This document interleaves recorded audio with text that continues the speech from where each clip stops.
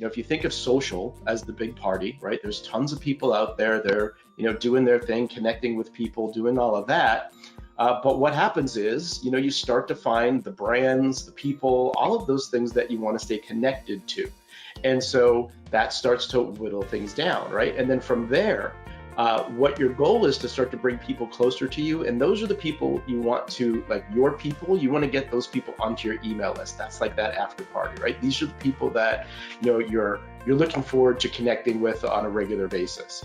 And then if you think about what happens from there, from that group, you've got your VIP people, right? These are the people that are willing to give you their text, their phone number so you can text them or send them SMS messages, right? And so really that's what we're talking about here today, is really thinking about how do you use each of these channels to bring people closer and closer to your business, so you start to build those more meaningful relationships that ultimately impact the bottom line that you have. And so just that's something to keep in mind as we're talking about things today and how you're going to use each of the channels, because this is ultimately what we're trying to do, is bring people closer and closer.